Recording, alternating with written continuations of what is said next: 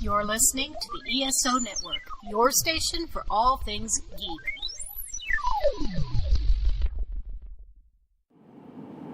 Welcome to episode 201 of the Rusted Robot Podcast for Sunday, June 10th, 2018, Sudbury Graphicon Road Trip Edition. My name is Optimus Prime. Hello, I am C-3PO Human Cyborg Relations. I am Locutus of Borg. Resistance is futile. You're like a machine underneath, right? But sort of alive outside? I'm a cybernetic organism, living tissue over a metal endoskeleton. You're not quite, human, are you? No, sir. I'm an android. These aren't the droids we're looking for. Counterfeit, facsimile, replica. We need some sort of robot. Ah, crap! I'm some sort of robot. What are your prime directives? Serve the public trust, protect the innocent, uphold the law. By your command. Hey, Rusted Robot listeners, it's Sean here. I am bringing you episode 201 of the Rusted Robot Podcast. If you notice anything different here, it's because we were in the car on the way back from Sudbury Graphicon, so there's a lot of road noise.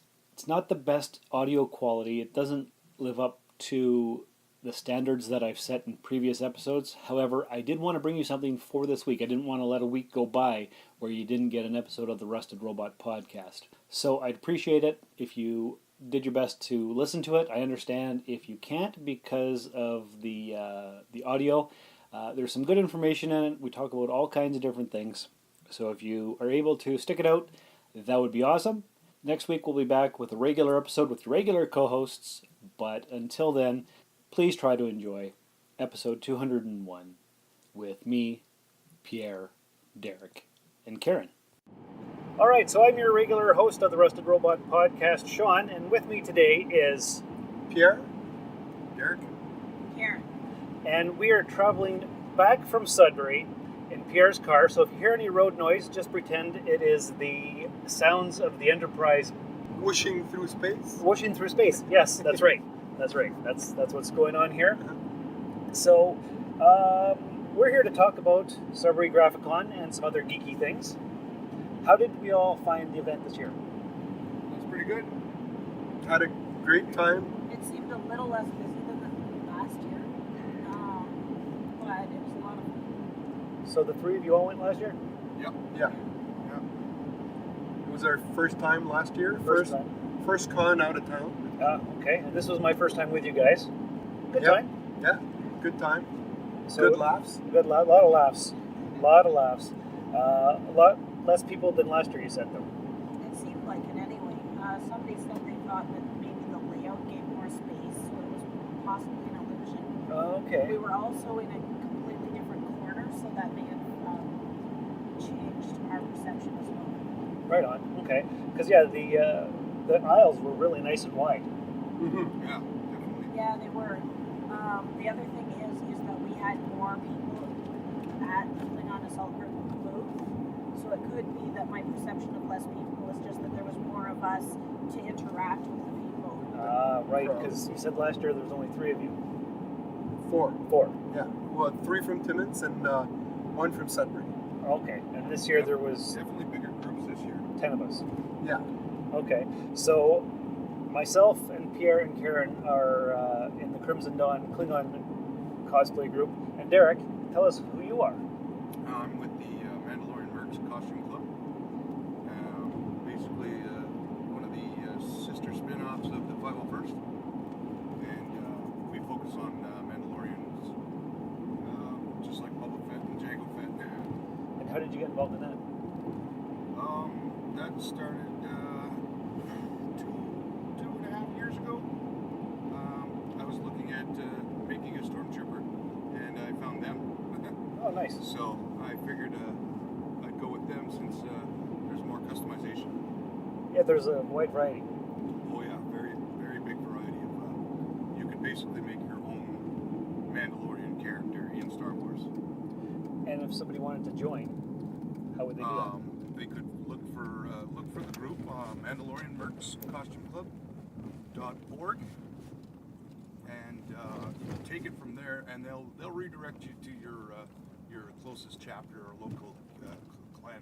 Oh, so there's little mini groups. Yeah, there's an Ontario clan, a Quebec clan, and an Alberta clan right now. Right on. In Canada. Cool. And how many people are doing it in Timmins? Me. Okay. That's it. That's it, just you. Yep. Nice, okay. So that's how to get a hold of the Mandos if you want to be a Boba Fett clone kind of thing?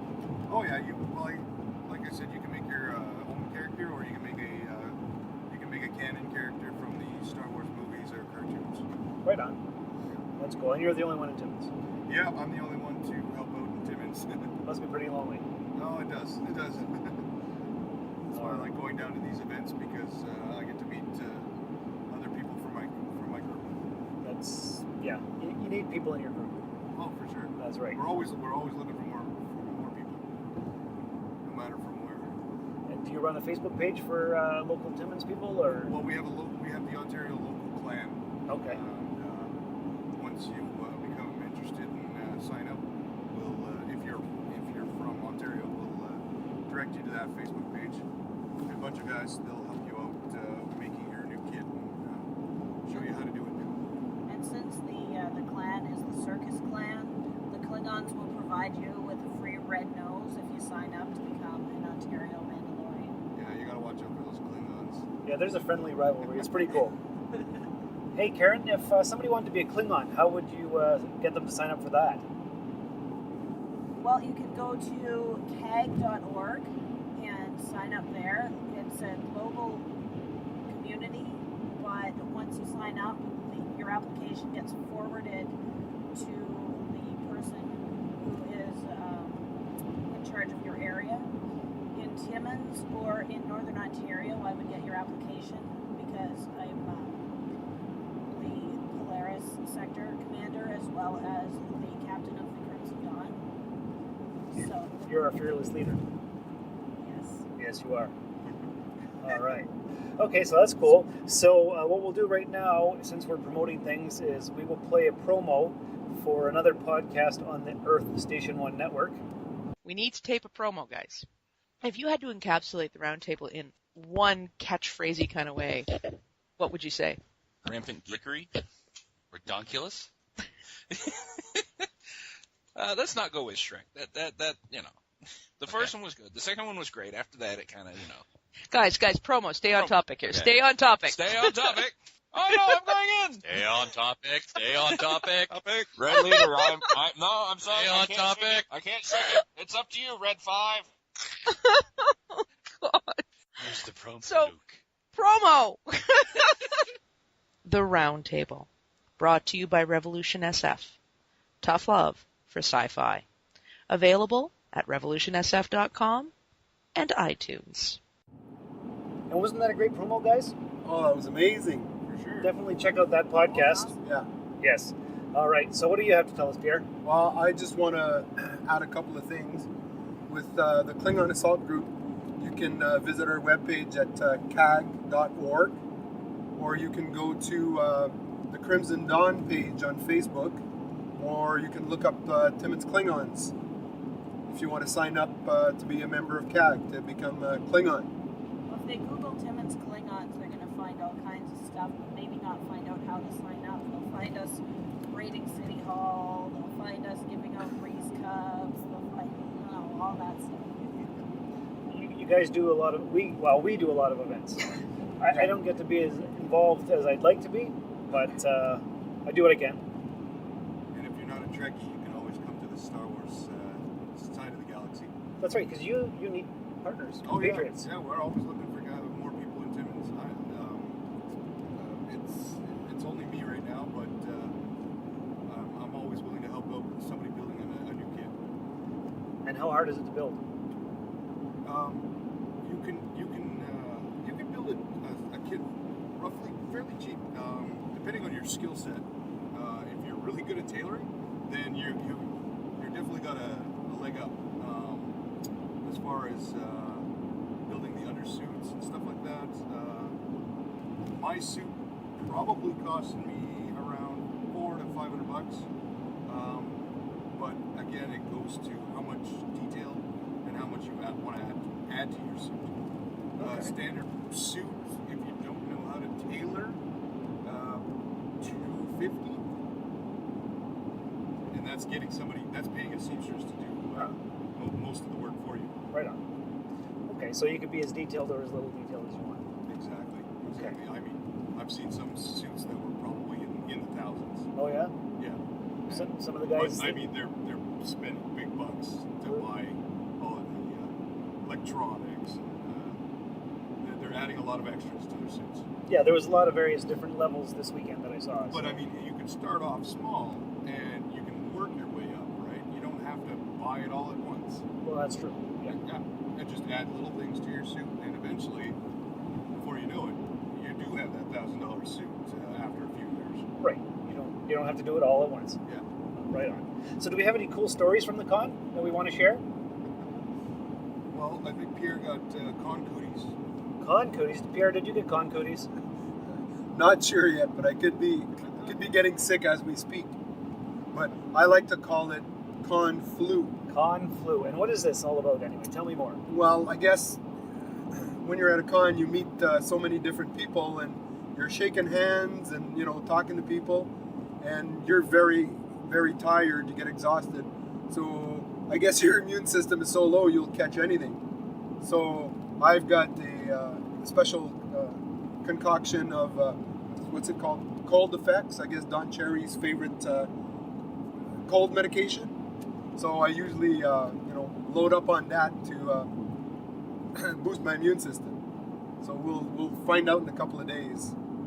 Because the last two cons I went to a couple of days after I got the flu or I got sick. Okay. Not just that, it's also the environmental change, different weather changes. Yeah. Going from up north in Timmins to down south where it's nice and sunny. That's a huge hotel room air conditioning. It's a big change of change of scenery and environment. Yeah. Because it's only 3 hours away, but it's a big difference. Yeah. Temperature rise. So we were doing the rounds, checking out all the different booths, and we ran into this guy, and he was doing something called Lapse in Judgement films, where they do activism and creative things and cross promotion and whatever. And so I said, "Oh, do you have a business card? If you have something like a 2-minute clip, I can play it on the podcast." And he didn't, but he handed me his business card, and I look at it, and his name's right on it across there, Jason Stewart. And I look at it, and I look at him, and I'm like, we went to Nipissing University together 20 years ago. And he's like, wow. Huh. Wow. He didn't recognize me, but I knew who he was. But so that was a cool story. You guys meet anybody cool? Well, I'll tell you my story. Tell us your story. A couple of years back, there was this zombie artist. His name is Rob Sachetto. He's out of Sudbury. And I met up with him, and I hadn't seen him in over 20 years. I went to college with him. Oh, is that right? Yeah. And he's become this, I guess, the zombie guy, as we call him. He does zombies every day. He'll take like family portraits, weddings or whatever, wedding pictures, and he turns you into zombies. True. Yeah, he was at this year's NOE. Yeah. That's right. Yeah, and Luke Larochelle was here. Yeah. There. Yeah. And he was in Timmins. He's a good, amazing artist too. Yeah. Davis and Andrew from Orca, the Great White North, were here. Yeah. So that was cool to see some local guys. Well, Andrew's not local, but Davis is. And then we also, talking about the Klingons here. Now our ship in Sudbury, the Crimson Fox, is growing in number, and they've been doing pretty good.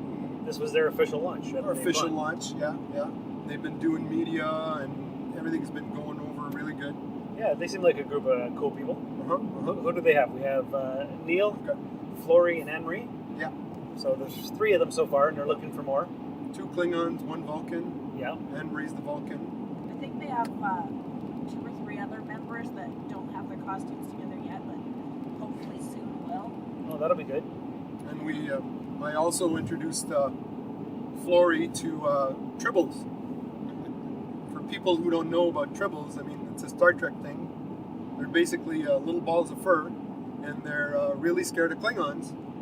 But but for some reason I have an addiction to them. I've got, yeah? They're Yeah. useless. They eat all the grain, eat all the food. They eat, they breed. They breed, and they do nothing except make noise. But they're so cute. And they give us love.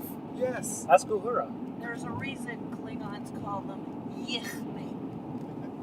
Which means what? It means tribbles. Oh. Yich means a single tribble. Yichme means multiple tribbles. Ah, okay. But tribbles are useless creatures, and that is likely how they ended up being called Yich. They're amazing little love bundles. And they even purr when you pet them. Not when a Klingon pets them, then they scream. Yeah. But screaming is, whatever. You still like them. Yeah. And that's all that it's matters. Cute screaming? Is that what you were about to say? Yeah, cute screaming. There you go. Yeah. She knows me. So did we buy anything cool this weekend? Oh, I wanted to buy so many swords at the sword vendor. Oh, there was so many swords. Yes, I checked out the Hinkley blade that they had, and I really wanted it, but that wasn't quite in my budget. She must have did really good sales because I walked by at the end of the con, and it's basically just boxes and styrofoam everywhere, and she had like almost no product left. Yeah, she was constantly busy. You couldn't get around that table. Yeah. I met a leatherworking guy. I forget their name. I've got their card somewhere in my stuff. But they did some amazing leatherwork, like pouches and bracers and leather armor and leather masks. And it would have been, if we could have afforded it, would have been a lot of good Klingon armor there. Oh yeah. Or adaptable to it. I spoke with him on getting a quote to get a JJ Klingon helmet made out of leather, which I think would be extremely useful and easier to carry around and stuff instead, because I've seen them like in resin, but the resin are extremely fragile. You've got to watch how you handle them and everything. So I'm going to be talking to that guy. Maybe some what they call wear gauntlets or Klingon bracers. I'd love to get a set of those in leathers at some point. Oh yeah. Now there was so many cool things. There was a guy who was selling carpets with sci-fi stuff on it, and I guess their Facebook page is Carpet Diem. So it's a Carpe Diem, it's carpet. And they had Doctor Who and Star Trek and Batman and you name it, it was there. I've seen that. I've seen those carpets. I don't have a spot for one right now because I already have a carpet shaped like the Enterprise in my living room. You do? I do. I did not know this. Where did you get it? I got it at Think Geek when it was on clearance for much lower price than it was, and the shipping to Timmins was going to be awful, but then Jen was coming from the States. So you shipped it to her? So yeah, I shipped it to her, and she brought it to me when she came up for the Klingon Rumpus. Is there going to be another Klingon Rumpus? We are hoping to have a Klingon Rumpus next year in Sudbury at the same time as GraphicCon, and to link the two events somehow. The details for that, if they occur, will be available later on and closer to the event. Okay. But yeah, something like that's in the works as something that may potentially happen next year. Because people love seeing Klingons, don't they? Oh yeah, Sudbury loves us. When we went out for our karaoke after the after party, the response was amazing. We got up and sang Magic Carpet Ride, Steppenwolf version, and then Peter did a solo Born to Be Wild performance, and the crowd just ate it up. They loved it. Good time. Yeah, we were told that the Sudbury media loves us, we were told that the city loves us, and that some people, when they talk about events, the answer is, are the Klingons coming down for that? So that was good to hear. That is good to hear. You've done really well for the promotion. The 501st definitely stepped it up this year, as opposed to last year. Yeah, they had some really cool displays.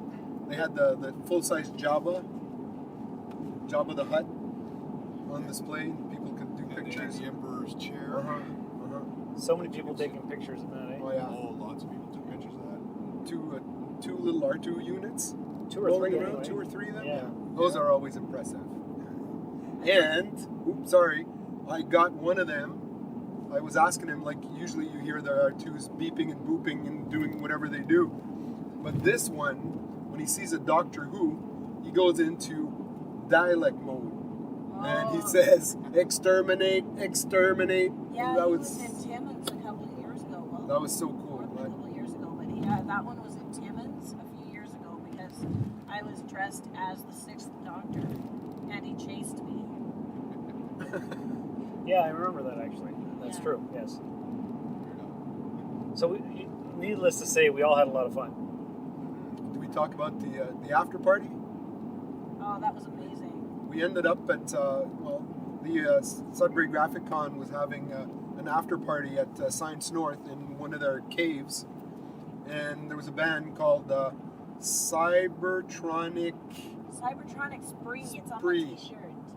It's on our t-shirts. We all bought t-shirts, and it was they really rocked it out to, metal and Autobots, or is it Autobots? Transformer music, but it was a great time. We had lots of fun. They sung an interesting combination of 80s hair band metal and geeky songs like the Pokemon theme song. And you can see their stuff on YouTube, so if you missed it, it's pretty cool. Check them out. What else do we want to talk about? So that's basically our convention wrap up for Sudbury Graphicon. It was a one-day event. One-day event. And we're tired. Early morning till 7 at night, I guess. Yeah. It was 7 to 10, but we were there at 8 o'clock, setting up the booth. Yeah. Yeah. So it was a long day of being in our gear. Being Klingon, plus the after party. Plus me dragging people out to the karaoke. The karaoke after party. After party. That's another good thing when you have a bunch of guys for your booth. Not everybody has to be in costume all at once. You could do half the day in costume, and then somebody else could take over for you, and then you could be a handler for the rest of the day while the other guy's in costume. But you still go to bed early because Mandalorians need their beauty sleep. Of course. That's why we wear the buckets, so our faces stay nice and pretty. So Karen, yeah, you once wanted to come on board the Rusted Robot podcast to talk about your thoughts on Star Trek Discovery. Oh, yes. What did you think of Star Trek Discovery? I really enjoyed it. It was different. I was a little concerned at first when I saw the leaked photos of the Klingons, but once I saw the actors and the way they handled the prosthetics and the way they created their characters, I'm a big fan. And were you upset that the Klingons on that show don't look like the Klingons that we're used to, or does it matter? Because that's I had my little tantrum at the beginning, then I got over it, and like I said, I got right on board with them because they're pretty amazing. They're the most Klingons, like behavior-wise, that we've ever seen. And they've taken Klingons to the next level. They're now the terrifying warrior race that they were always supposed to be, but couldn't be due to budget and stuff like that. So just because they look different doesn't mean that it takes away from it. Absolutely not. And you've actually been in contact on Twitter with some of the actors who played Klingons? Yeah, we've been in touch with Kenneth Mitchell, with Marie Tran, and with Claire McConnell. And they're really interactive on Twitter. They like to have fun. We've engaged with them on things like Marie Tran was talking about how she would distribute Reese cups to the entire Klingon Empire. And so we took that upon ourselves and did it for her, turned it into a challenge, went out dressed as Klingons, gave out Reese cups and sent the pictures to her, and she was really amused. So they seem to be really fun people, and Kenneth Mitchell and Marie Tran both, and Claire McConnell actually as well, supported our Klingon Rumpus fundraiser to raise money for PTSD support dogs. So they've been good to us, and they're really good actors. They are, for sure. Yes.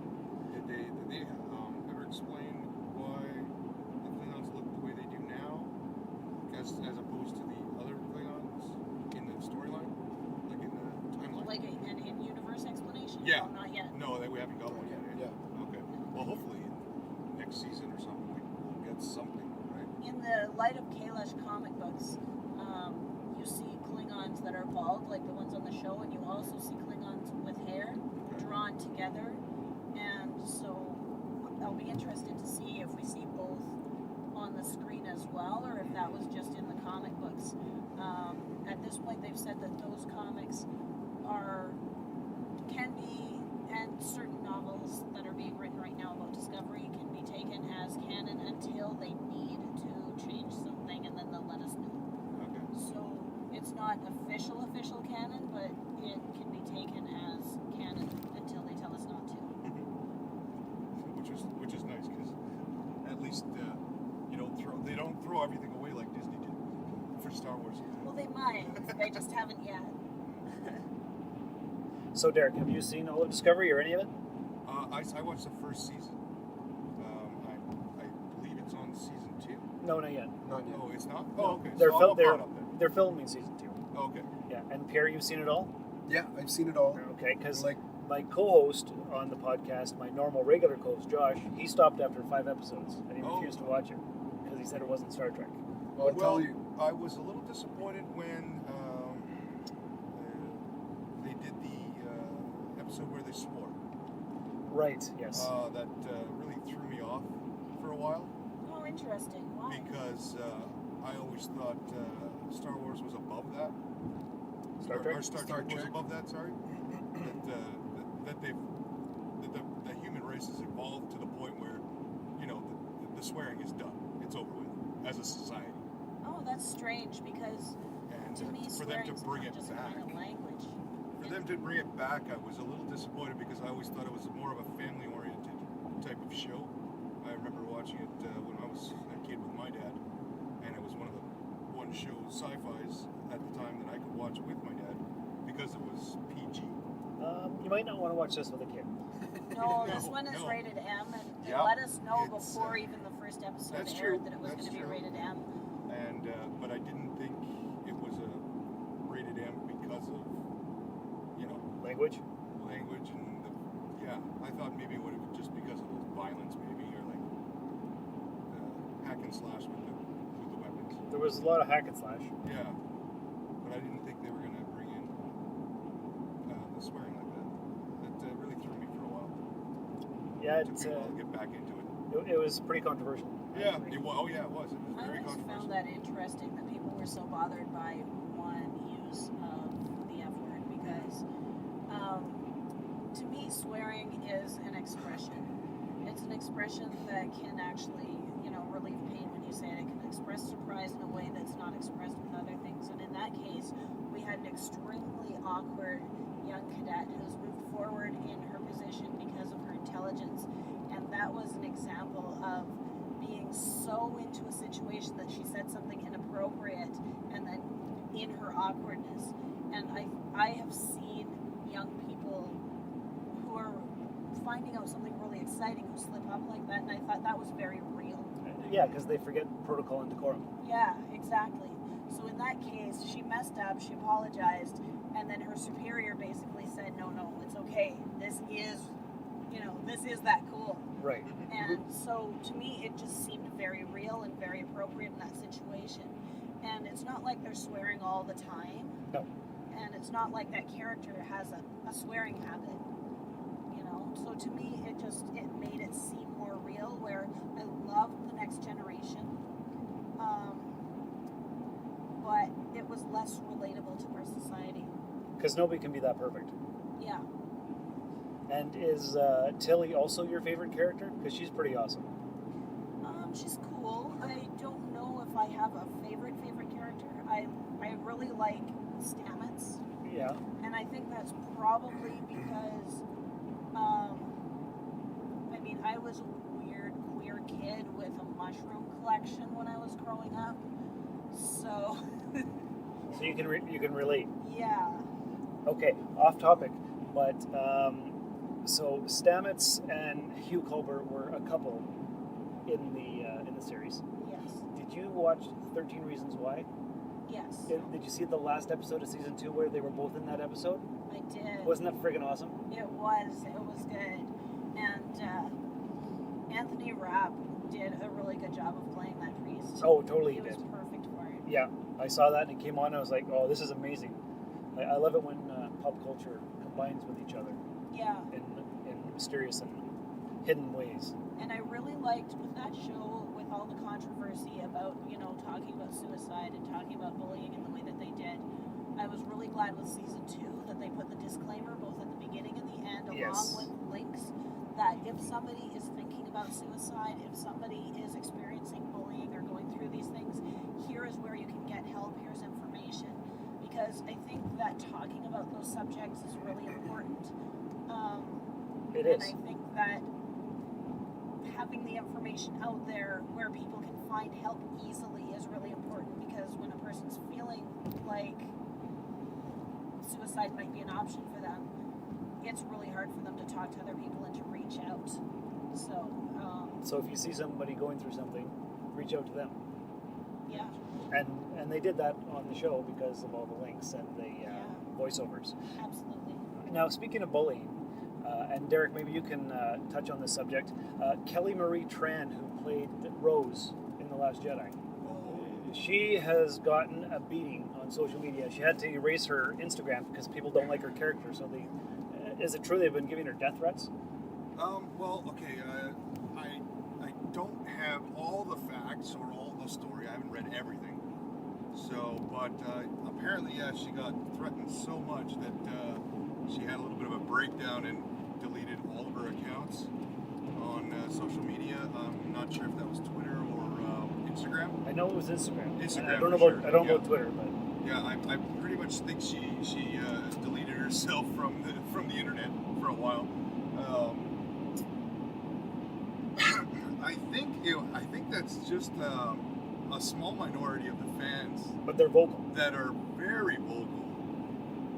But and they're worried. They're worried about the direction that Star Wars is being taken. I can understand. I can even see it from their viewpoint at times.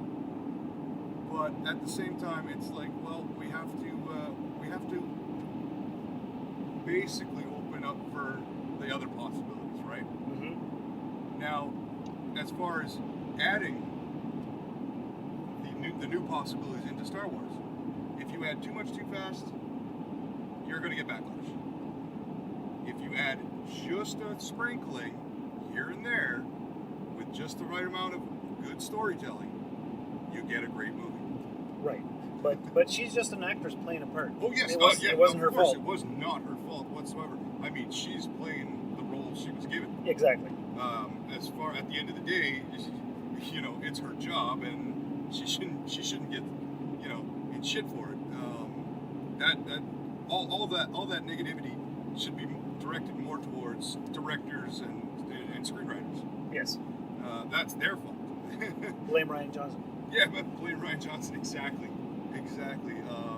I hope moving forward, they take more cues from Dave Filoni. Who? Dave Filoni, the director of, or the writer or director, I'm not too sure, of Rebels and Clone Wars. All right. He did amazing as far as those two cartoon series, and it just goes to prove it because look at how many seasons he did with it, and people just keep asking him to do more and more and more, and that's all the fans, the ones leaning on the right, the ones leaning on the left. Everybody wants more of his stuff. So I think moving forward, Disney should grab him and make him write the scripts, or direct the next movie. As far as them getting all these different directors from all these other big budget movies, I mean, you got the guy with the golden finger right there. Yeah. He's already working for you. Right. So use him. Yeah, but I don't know why they're not utilizing him. I mean, he learned under the master. He was with George Lucas for the original stuff. So I guess they're just not utilizing him to his full potential. And do you think that Star Wars is being diluted? It's not as special anymore because of all the movies that we're getting? That's something that I've heard. Star Wars is not having Star Wars fatigue at all. The fact that Solo did so horrible in the box office is an amalgamation of a few reasons. First of all, it came out on May Run weekend. Yes. Any movie that comes out on May Run weekend will do horrible. No matter what. People are at camp. People go camping on May Run weekend. They do not stay at home and go to movies. So that's one of their reasons. Second reason was horrible advertising. Yes. They did not advertise it well enough.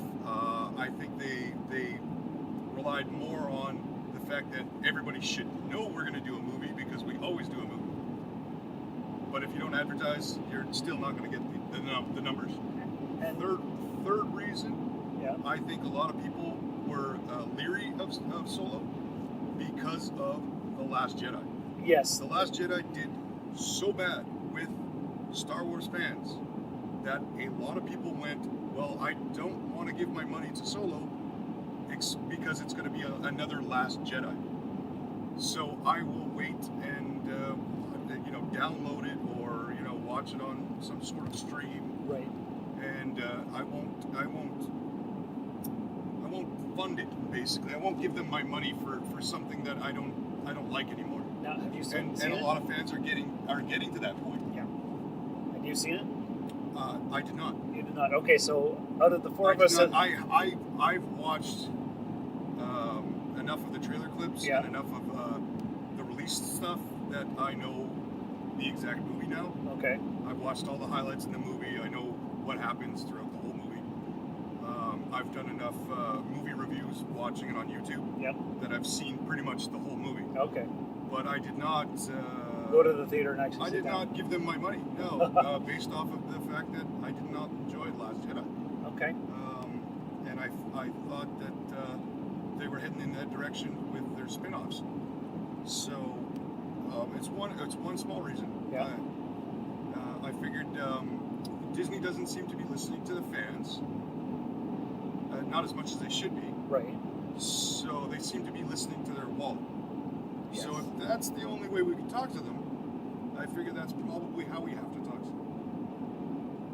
They did a lot of, and it was funny because a lot of the fans told them, this is why, and then they turned around and made up excuses like, oh, Star Wars fatigue. It's like, no. See, I don't believe in that either. I love pizza. I can eat pizza every day of the week. Right. I never have pizza fatigue.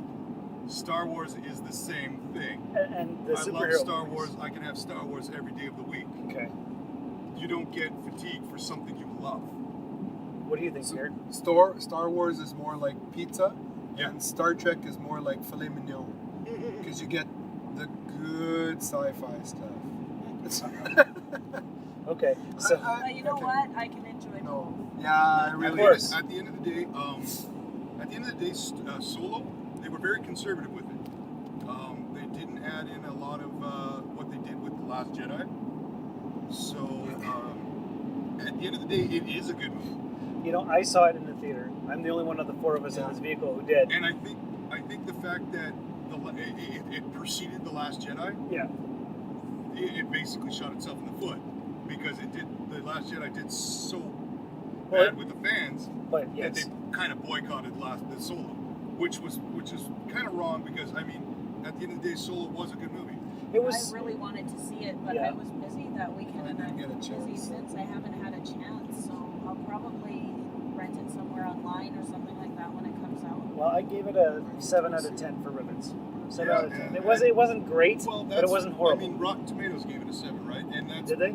That's the lowest Star Wars rating that they ever got. That was the lowest rating they've ever got for Star Wars, besides the one with Jar Jar Binks, the first one. Right. That got a 7 something. I've heard a few things about it that I'm curious about. 6. But I don't want to comment on it too much until I've actually seen it for myself. Well, I did tell you this weekend that the mercenary group or whatever is called the Crimson Dawn.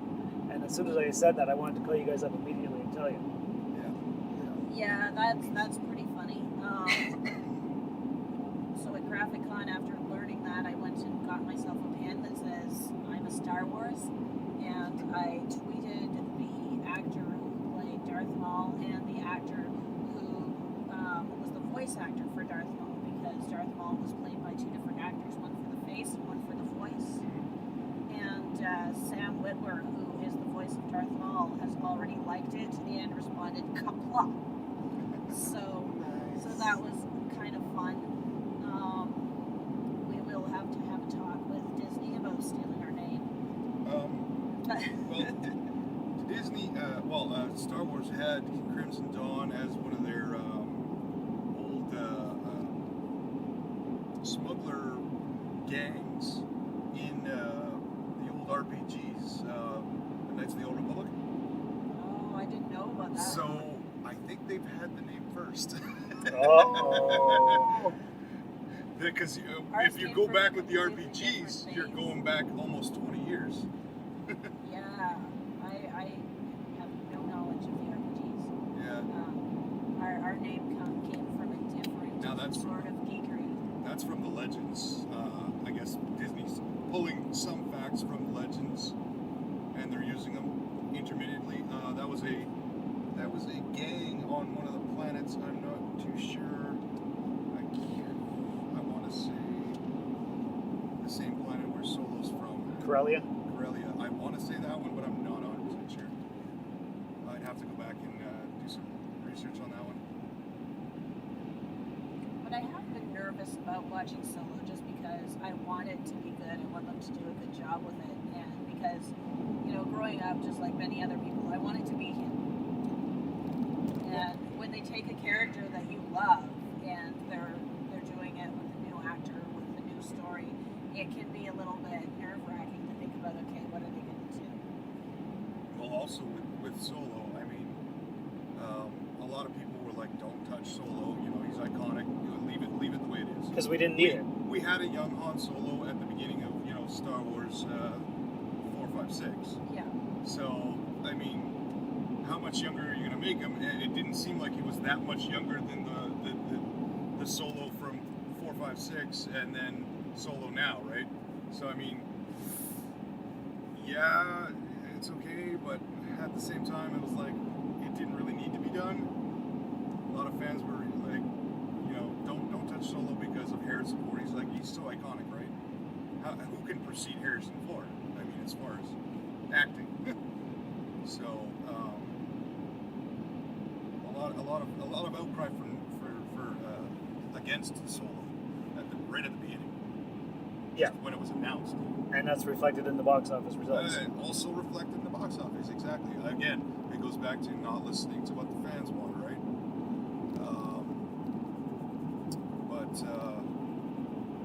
As far as them doing not too good in the box office, like I said, they preceded the Last Jedi. They unfortunately had to take the fall in the pocketbook for Disney to take a step back and realize that, okay, maybe we should start giving the fans what they want, or maybe we should start listening to them just a little bit more, right?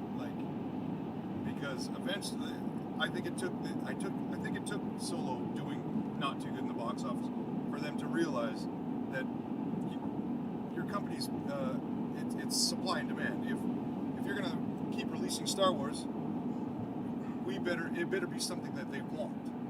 Because if we don't want it, you're not gonna make any money. What do you think about? They should cater to the fans at a little bit. Yes. What do you think about the Boba Fett movie that's supposed to be in development? I'm very leery. Yeah. I'm very leery. I'm sure a lot of other people are as well, especially in my group. I don't think they're very vocal about it. I think they're keeping their opinions to themselves. But as far as the Mandalorian Mercs, I'm sure a lot of people are worried about it. It's another very iconic character.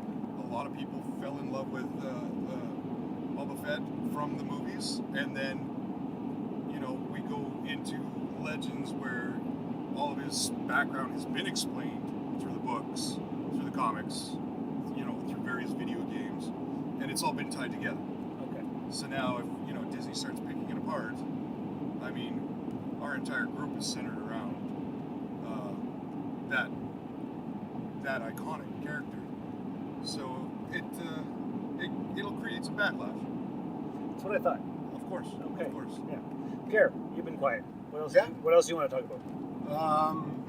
Well, before this Star Wars talk got, cut our Star Trek talk, you were talking about Discovery.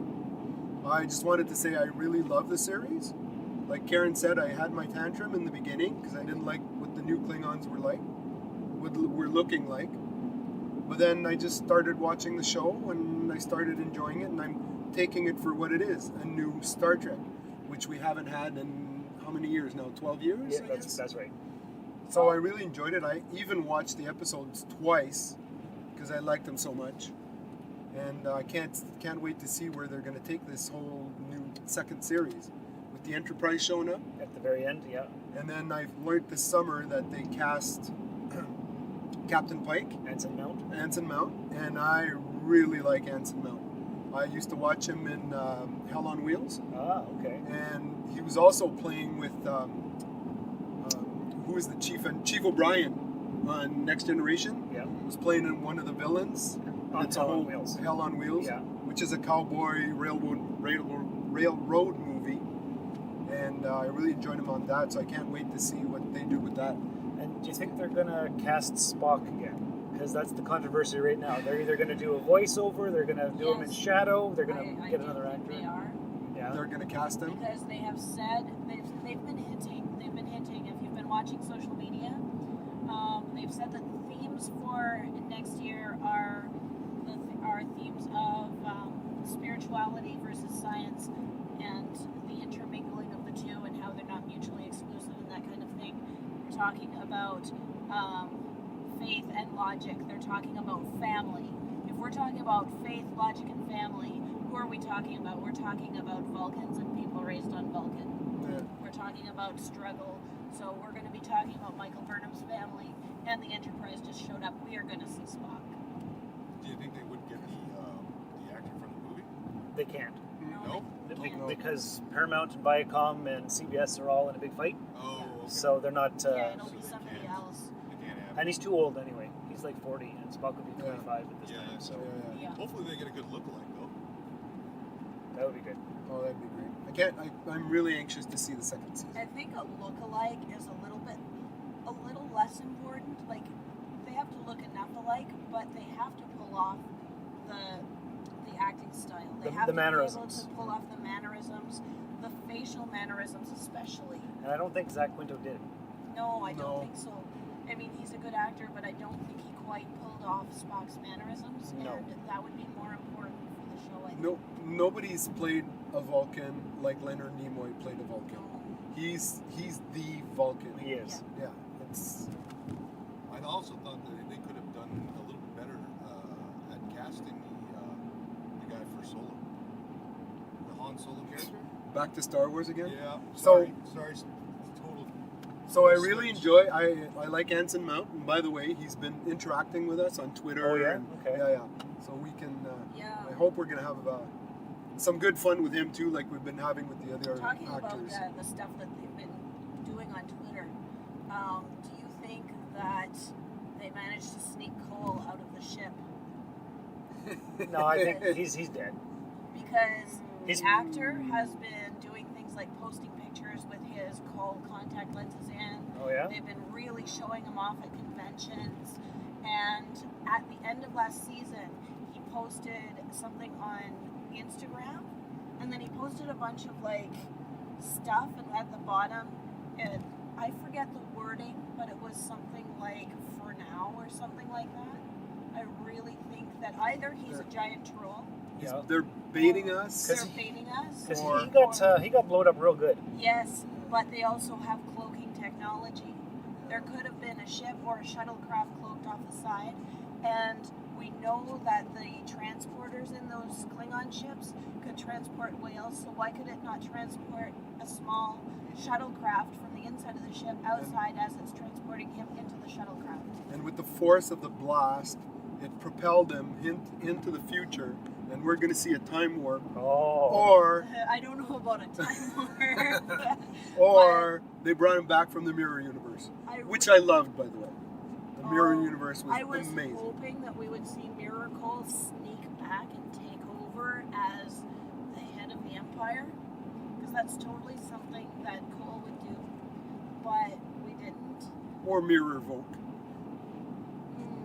Yeah, but Mirror Volk was different. I mean, the Firewolf was needed where he is. Yeah. So it was pretty cool, and we can't wait to see what's next. Yeah. All right, so we're going to wrap up the podcast. Do you guys have any final thoughts? Anything else you wanted to say? I hope they do Boba Fett really well. Okay. All right. Okay. So hopefully there hasn't been too much background engine noise from the warp engines, so the people who may have followed us into the podcast this far. So to wrap up, Pierre, are you on social media that people can find you? Nope. I'm on Instagram. Okay, as Phoenix67, if I'm not mistaken. Okay. And so I've been posting Klingon stuff on Instagram and on Twitter also. Okay. Derrick? I'm on Facebook. Okay. Not on Twitter, not on Instagram? No, nothing. No, I don't use either. I just use my Facebook, and I'm on the Mandalorian Mercs webpage as well. Okay. And Karen? I have both Instagram and Twitter. My Instagram is LadyDanger47, and my Twitter is @Flindanara, FLYNNDANARRA. Oh, that's pretty easy to remember. It was my high school Dungeons and Dragons character. Ah. I used it for a couple of things. Okay. All right. And of course, as our listeners know, I'm on Twitter and Instagram @DarthVaderloo. So thanks for coming by and listening to the episode. Hopefully you made it this far. Hopefully the engine noise hasn't been that bad. Remember to share the links, join the Facebook page, join the Facebook group, and remember, having too many books is not the problem. Not having enough shelving, that's the problem. This has been another episode of the Rusted Robot Podcast. You can contact us by emailing therustedrobot@gmail.com or tweeting us at therustedrobot. Visit our website at therustedrobot.podbean.com. And, if you would, please check us out and like us on Facebook. A 5-star review in iTunes is appreciated. The Rusted Robot Podcast was written, produced, scored, edited, engineered, and directed by Sean Vanderloo.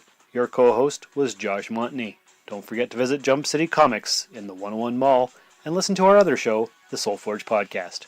Visit Sean on Twitter and Instagram @DarthVaderloo. The Rusted Robot Podcast. Think about it. This has been a broadcast of the ESO Network. Be part of the crew and help support our shows by donating to our ESO Patreon or by shopping through Amazon.com or the TeePublic store, which can all be found at www.esonetwork.com. The ESO Network, your station for all things geek.